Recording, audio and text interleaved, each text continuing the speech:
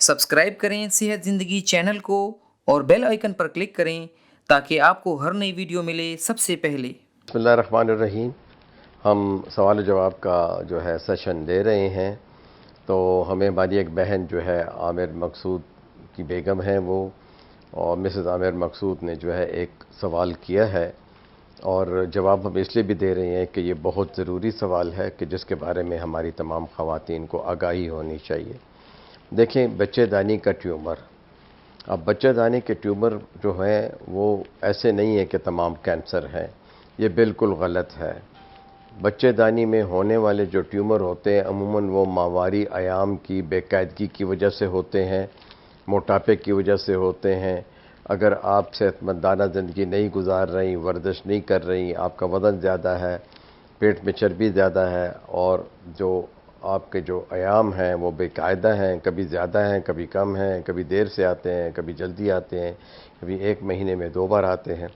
उसके अलावा फिर यह कि आपके इन्फेक्शंस, यानी आपको पेशाब से रिलेटेड या बच्चेदानी से रिलेटेड या विजाइना से रिलेटेड कोई इन्फेक्शंस हुए हैं या कोई बार्थोलिन ग्लैंड का कोई इन्फेक्शन हुआ है या आपको वेजाइनल डिस्चार्ज ज़्यादा होते रहे हैं, लिकोरिया ज़्यादा होता रहा है या पेट में कीड़े ज़्यादा रहे हैं, ये तमाम चीज़ें जो कि तहरीक पैदा करते हैं और आपके जिस्म के अज़ा को मुतहर्रिक करने के अलावा सिक्रीशंस वहाँ से ज़्यादा होती हैं। इन्फेक्शंस यूजुअली जो है account for more than 50% of all these things.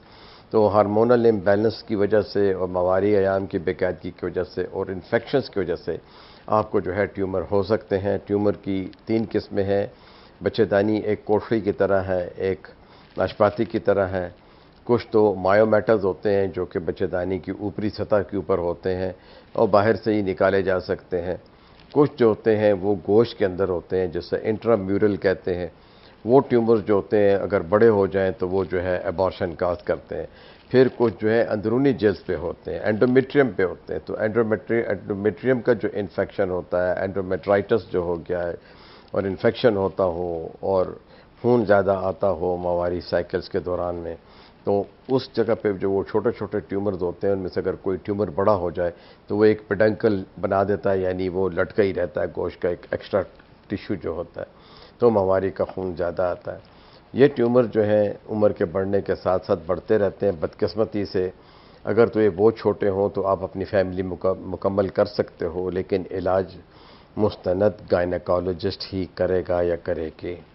और आपके जो एंडोक्राइनोलॉजिस्ट है वो आपके हार्मोन के टेस्ट करके आपके हार्मोन लेवल असेस करेगा कि आपके फीमेल सेक्स हार्मोन जो है वो नॉर्मल है कि नहीं। अब ये तो आपने हमें आगाही नहीं दी, ये भी नहीं बताया कि बच्चे ज़िंदा कितने हैं, ये भी नहीं बताया कि भाई कितने अरसे से आपको यह तकलीफ़ है और आप अब उम्र के किस हद में हैं। तो अगर तो आपकी फ़ैमिली मुकम्मल है तो फिर आप यह है कि आप बच्चेदानी का ऑपरेशन करवा लें और तमाम हिस्टोपैथोलॉजी जो है वो अपने ट्यूमर की करवाएं।